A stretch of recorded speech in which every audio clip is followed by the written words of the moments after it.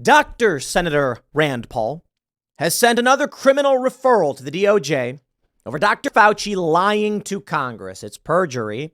We all know he lied. We have evidence that he lied. They won't do anything about it. So I don't know how I'm supposed to report on these stories or opine on them when we know what's going to happen. Merrick Garland is not an attorney general. He's a hatchet man for the Bidens. And that's what he does. He will ignore the crimes committed on the Democrat side and absolutely and completely weaponize the DOJ to crush Republicans. Why? He's a petty, pathetic little man who's angry that he didn't get to be on the Supreme Court. So instead of actually doing right by this country, he seeks only personal gain and petty revenge. Unfortunate, but reality. I don't know what you do about it. I'd like to sit here and tell you that justice would be done, but this man cares not for justice. He cares for personal petty revenge. Here's the story from the Daily Mail. Republican Senator Rand Paul, Dr. Senator Rand Paul, sends an official criminal referral to the DOJ over Dr. Fauci, saying a 2020 email proves the former White House doc's COVID testimony was absolutely a lie. Now, I love this story. You may remember when Dr. Fauci testified before Rand Paul, several times, I believe. My favorite thing is he was asked whether he funded gain-of-function research. Fauci says no. The document in question undeniably says gain-of-function research, and that it was funded by Dr. Fauci. Funding came from Fauci's NIAID. I love it. What Fauci would do is, this is how I analogize it.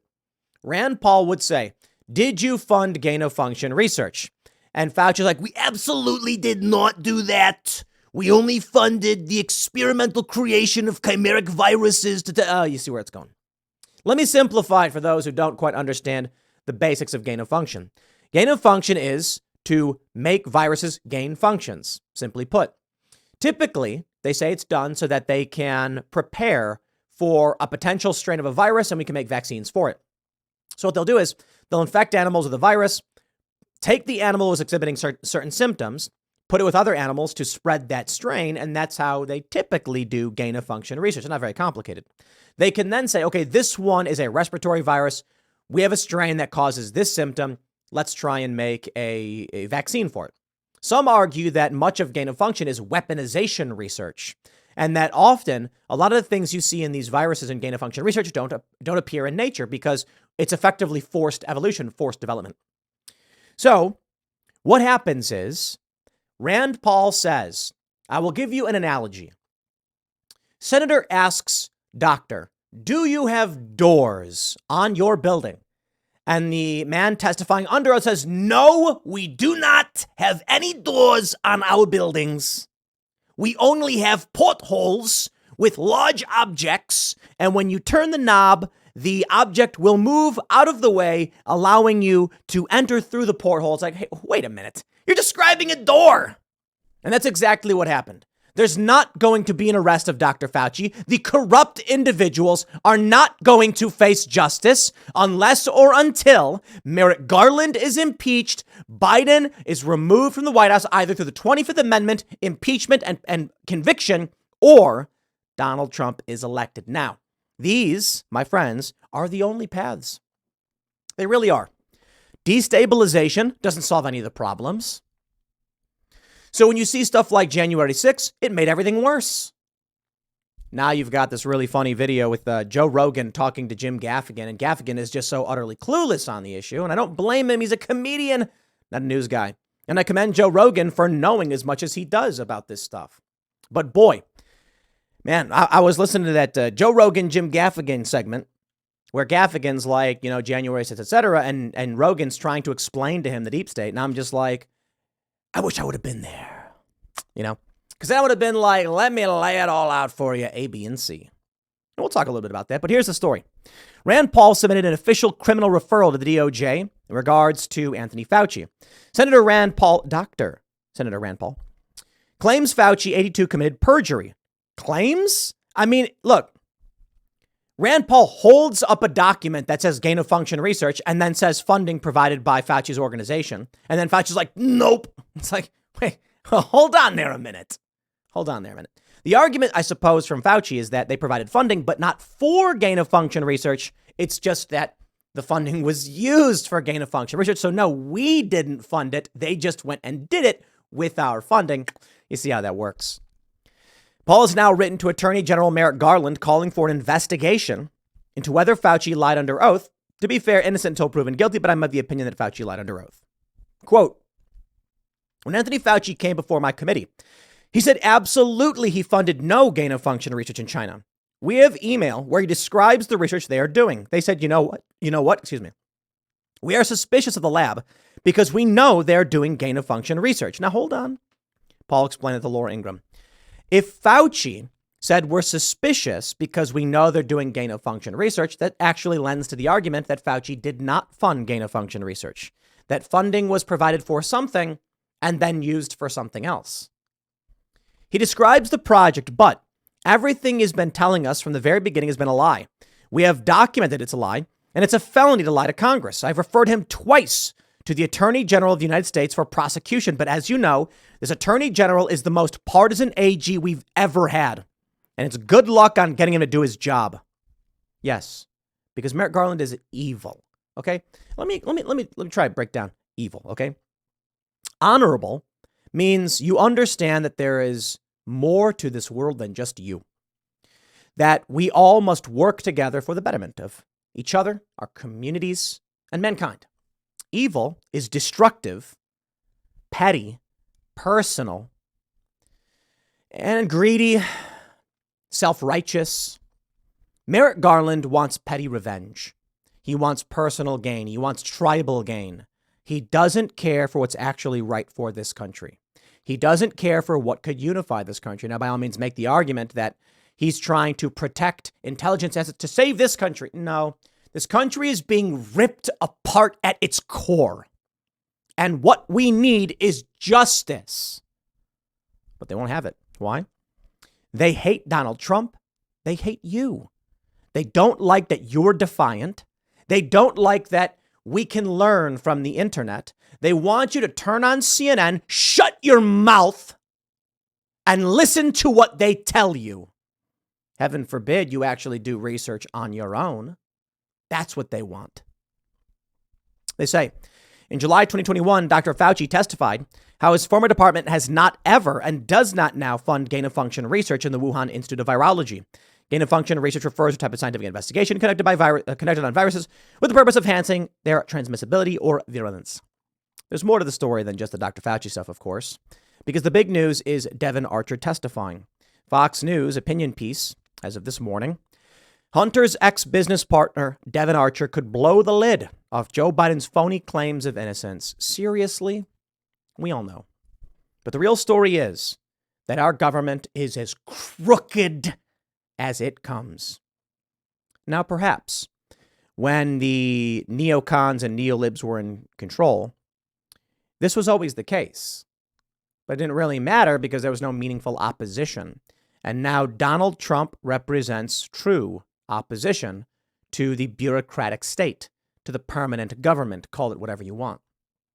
Donald Trump is not a neocon, nor is he perfect. You see, maybe, I don't know, there's a bunch of conspiracy theories about what may have happened in 2016. Maybe the Russians really did interfere. Maybe the Russians interfered in such a way that the U.S. can't reveal, so Hillary Clinton screams and complains they did it, but they can never offer any evidence. It's convenient for them, I suppose. Or the reality is that Donald Trump is an internet-era politician who was able to rally people who had traditionally not voted and actually won the election by only about 80,000 votes across 3 states by saying things the American people liked. No war, secure borders, and jobs. And the deep state went, whoops, how did we let this happen? We must be in control. And they were. The Democrats and the Republicans were basically the same thing. And even now, what is Kevin McCarthy doing? I love this stuff. Here you go from the New York Times. McCarthy, pressured by the right, escalates talk of impeaching Biden. Oh, boy. You mean to tell me that we finally convinced McCarthy to talk about maybe launching an inquiry into the impeachment of Joe Biden? Wow. Talk about nothing. Here's what I want to see. Impeachment. Marjorie Taylor Greene's been going for it. Joe Biden is corrupt. His family is corrupt. His administration is corrupt. It is as corrupt as corrupt can be. Donald Trump is no saint. There's a lot of complaints I have about Donald Trump. All I care about with Trump getting elected is firing everybody. Revenge. Just fire them all.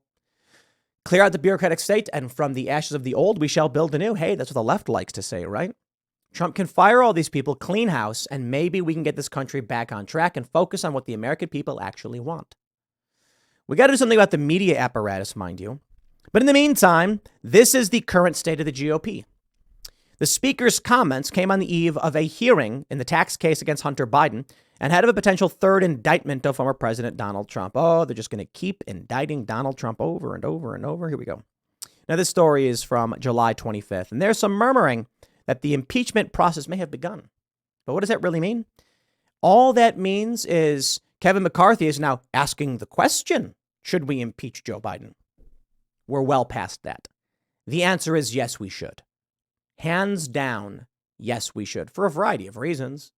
I mean, we can talk about things he's done as president. How about Afghanistan? How about the 25th Amendment? For heaven's sake. The dude is clearly unwell. But here we are. The Republicans won't even muster up that. Despite the fact we know of the criminal enterprise that is the Biden family, you can make the argument that many of the things that Joe Biden was doing was well before he became president, perhaps when he was vice president. But can you impeach a sitting president for things he did a long time ago? I don't know about that. You can criminally charge him, however. So how about them apples? They say no sitting president has ever been criminally charged. Okay, we'll see. But I can tell you, it ain't coming from this DOJ. The Daily Mail reports after Hunter Biden's plea deal dramatically fell apart in court this week, the Department of Justice made clear it's still looking into potential foreign lobbying and money laundering charges against him. And now, after a painstaking investigation using documents from Hunter's abandoned laptop, interviews with sources, and subpoenaed records obtained by dailymail.com, we can reveal exactly what evidence may be used against the first son. The information lays out a laundry list of potential foreign influence violations that span China, Russia, Ukraine, Romania, Kazakhstan, Mexico, and other Latin American countries. The new legal peril for Hunter comes in the day his former partner, Devon Archer, is set to testify before the House Oversight Committee, where he's expected to tell of alleged links between Vice President Joe Biden and Hunter's murky web of international business contacts. Are we really that stupid? Let me tell you how it works. The Clinton Foundation, oh boy, they sure did get a lot of convenient donations from world leaders in other countries when Hillary Clinton was Secretary of State. How about them apples? How does it work? Well, let's just say this. Let's say hypothetically there's a guy named Bunter Hayden and his dad, Joe Hayden, maybe Hayden. And Joe is a politician, and he's engaged in some illicit business activity, as it were. Now, he can't directly intervene in any of these worldly affairs. As a politician, that would be illegal, corrupt, and he maybe could get caught. But simply put, he has a son. That son can act as an intermediary. Bunter Hayden, can then go to a whole bunch of countries and say, I represent certain interests, and they know exactly what it means. That means the money that he's talking about ain't for him. It's for the big guy. It's for the big guy. The big guy's the one who's in office. These are his proxies. The big guy is Joe Hayden or Bo Jiden, whatever you want to call him. And that's how it works. It's fairly obvious. A sitting politician, vice president, can't go to a foreign country and say, you give my nonprofit, you give my family money, and we'll do sweetheart international deals for you. They get caught. Maybe, maybe not, with the neocon. Like, when it comes to the neocon establishment, they don't want to call this out because they do the same thing.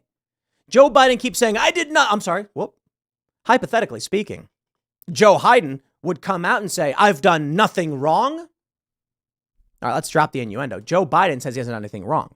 Yeah, what he's really saying is everything I did was in line with politics in D.C. Why am I being singled out? Y'all are crooked and corrupt and have been forever. And the only thing really protecting people like Joe Biden is, unfortunately, this young, ignorant, left liberal apparatus. People like Gen Z for Change. I love these insipid, ignorant youth. They have no idea what they're talking about. They weren't even involved in politics when Joe Biden was vice president. They're just regurgitating insane talking points. You know what I really, really love about the whole Gen Z thing is climate change stuff. Let's put it this way. I think that the humans are polluting the planet too much. I've seen plastic garbage. I've seen disgusting pollution everywhere. I think plastic is awful. I hate plastic. Certainly, plastic has revolutionized a lot of things, and people don't realize how much it has. But I'm not a fan. I think we got to get away from it. I think it's bad. I think it's bad for our manufacturing base economically, and I think it's bad for the planet. I'd love to see less pollution, less plastic, cleaner energy. Nuclear power, geothermal, tidal power. That is tides. You can put generators in the water. When the tide comes in, it spins turbines.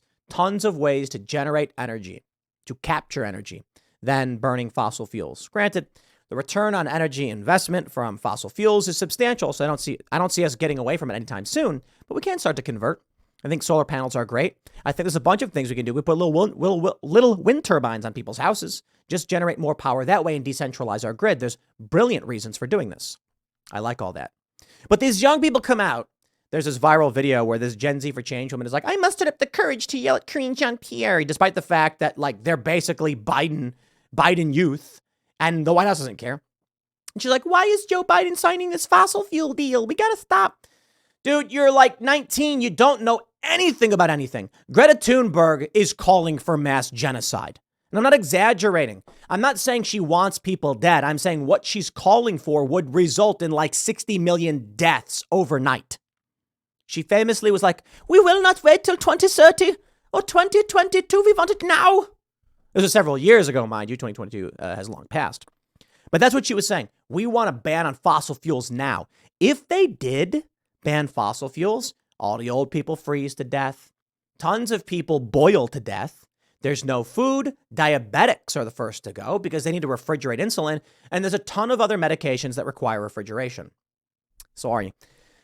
That means we need electric plants, which the majority are running on fossil fuels. What can we do?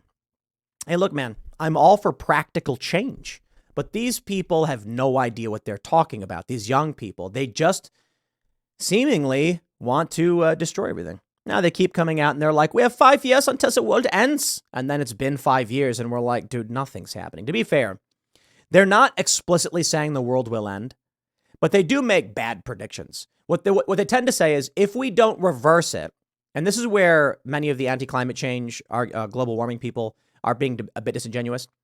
People like AOC, she didn't say the world will end in 10 years unless we do something now. She said in 10 years, the damage will be irreversible and that will lead us to catastrophe.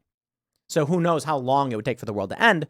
They're just saying the tipping point. The problem is, and this is where the real criticism is, they keep saying the tipping point is around the corner and then it's not.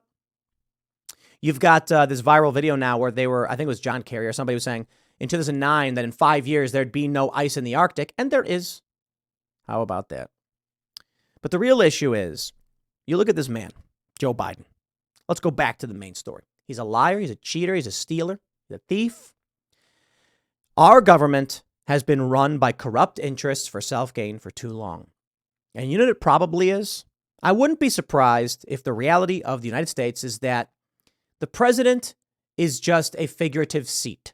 The real government is the intelligence apparatus. They control everything. And the real reason you want to be president is not because you actually engage in any kind of actual policy making or commanding. It's that you get rich. You win the popularity contest. You're good. You'll be rich for the rest of your life. You'll be protected. You'll be famous. You'll be a historical figure. Feels great. People of little merit earning something that they can put on their resumes. And then what do? Well, in the office, they enrich themselves. Then they pass it off to the intelligence agencies and say, you guys do the real work. You're applying for a job to be a spokesperson. That seems to be the reality, probably since JFK. And so here we are. Spokesperson Biden, a crooked individual who simply wanted to make money. And Obama said to him, Joe, you don't have to do this, before he ran. And I think the real issue was he didn't have to do it because he was already rich. He's time to retire. His family's got all these crooked deals. They'll be protected. But Joe said, no, I'll do it, man. Come on. Because Donald Trump actually thought he was president. How about that? The CIA was probably pissed off. They're like, what are you doing? We run the show here, not you. We don't let the American people decide. Now, the reality is this. I don't believe the CIA, the FBI, the NSA, I don't think they hate you. I don't think they hate me. I think they don't care all that much about the individual. I do think that there are a lot of people at these agencies who think they're smarter than you and better than you, that they should be running the show, and they'll do whatever it takes to run it.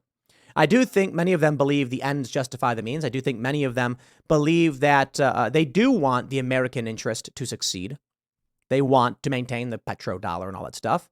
And that means good things for you. But here's how I describe it. The CEO of the company has many employees. Their benefits are getting cut. Their pensions are disappearing. And he says, they're better off working for me. I'm going to make this company better. And if they don't like it, too bad. That's how I view it. The intelligence agencies, their interests, they don't explain to you why they're doing it. They don't care what you do. They care more so that you are a statistic, that you generate economic activity, and that's all that matters. There's no soul anymore. Donald Trump tried bringing something back. He actually wanted to shore up Americans' manufacturing base, the economy, our border defense, make NATO pay their bills. But they don't want to do it. The intelligence agencies didn't want to do it. So they turned to a man who was deeply corrupt, and this is the United States being ripped asunder. Things could have been oh so good if, I don't know, over the past 100 years, we were just under the control of intelligence agencies and the president mattered very little.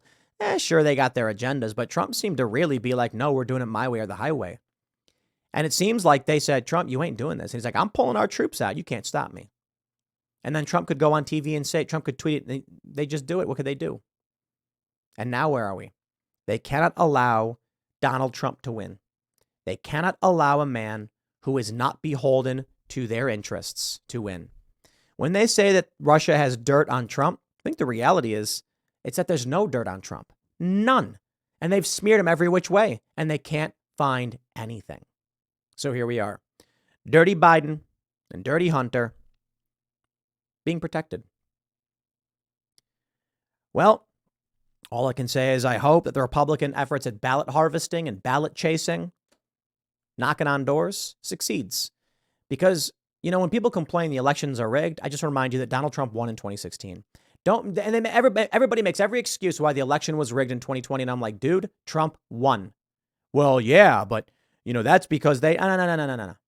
I don't care why or how. I don't care what you think the system is. I'm not asserting anything about the system. I'm saying Trump can win. He just has to play the game correctly. We will see. Next segment's coming up at 4 p.m. on this channel. Thanks for hanging out, and I will see you all then.